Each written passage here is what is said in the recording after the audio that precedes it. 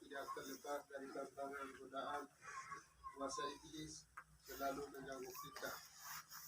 Namun kuasa Tuhan itu lebih besar, lebih tinggi, sehingga Tuhan selalu menjaga melindungi kita. Bacaan yang didengar pada hari ini terlebih khusus orang yang penyakit kusta, kalau bahasa kita penangkok. Tapi kuasa Tuhan orang bisa mengalahkan penyakit kusta itu. Namun sebelum mendengarkan firman, menerima tubuh darah Kristus, Tuhan, kasihanilah kami ya Tuhan, kasihanilah kami ya Tuhan, kasihanilah kami ya Tuhan. segala dosa dan kejahatan. Tuhan kasihanilah kami. Kasihanilah kami ya Tuhan, kasihanilah kami ya Tuhan, kasihanilah kami ya Tuhan, kasihanilah kami ya Tuhan. Harapan bagi semua orang yang menderita, Kristus kasihanilah kami. Kasihanilah kami ya Tuhan, kasihanilah kami ya Tuhan, kasihanilah terpandang di hadapan tuannya dan sangat disayanginya, sebab oleh dia Tuhan telah memberikan kemenangan kepada orang Aram. Tetapi orang itu seorang pahlawan tentara Saulan dan membawa tertawa seorang anak perempuan dari negeri Israel.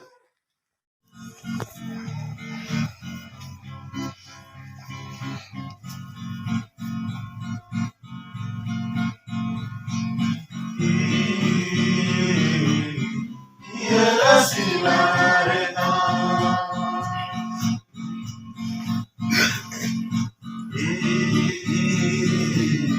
ialah sinarena,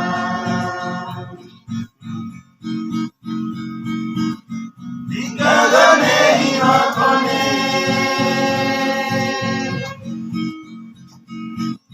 lalu mata palarena, alamanegi, ialah sinarena.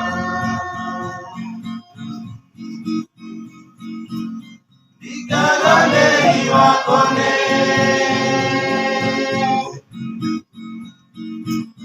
lalu mata palarena, Yesus anegi, ialah sinarena.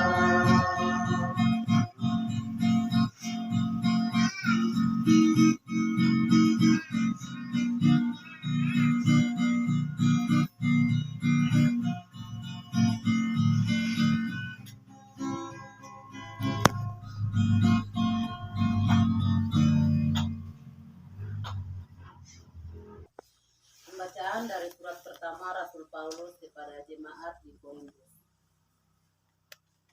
Saudara-saudara, jika engkau makan atau minum atau jika engkau melakukan sesuatu yang lain, lakukanlah semuanya itu demi kemuliaan Allah. Janganlah kamu menimbulkan syiar dalam hati orang, baik orang Yahudi atau orang Yunani,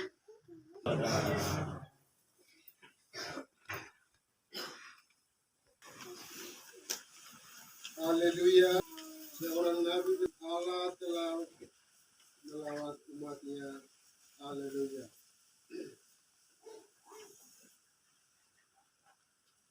Dan bersama Inilah Injil Yesus Kristus menurut Markus. dimuliakan.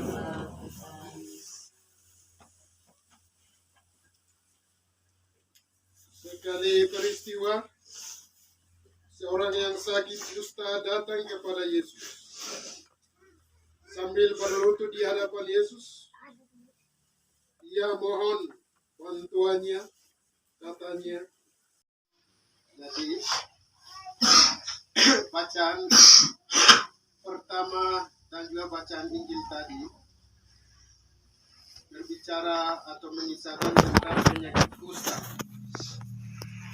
Jadi penyakit kusta ini bahasa ini dari bahasa atau Kudis atau Kaskado.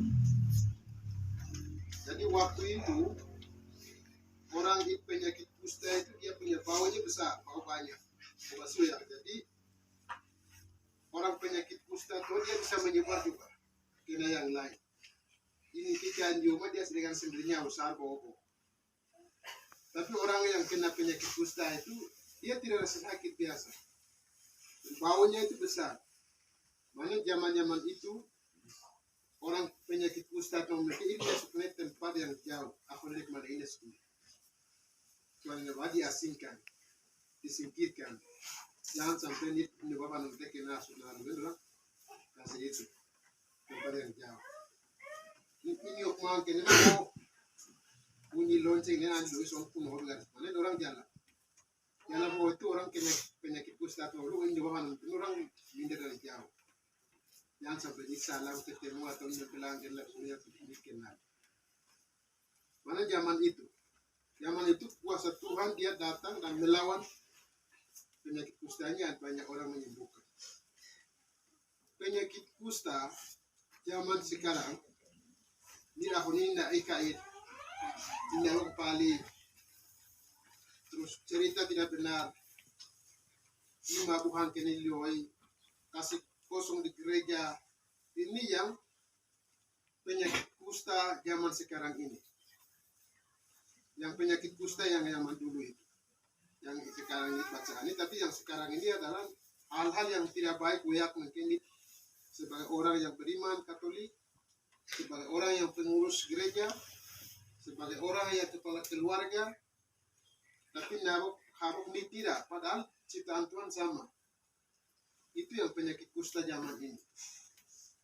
Dan nitip naruh kalau orang kita kasih kosong gereja, kasih kosong dalam doa kombas.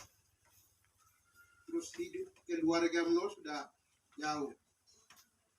Itu. Dulu orang kena penyakit kusta jauh dari masyarakat, jauh dari keluarga.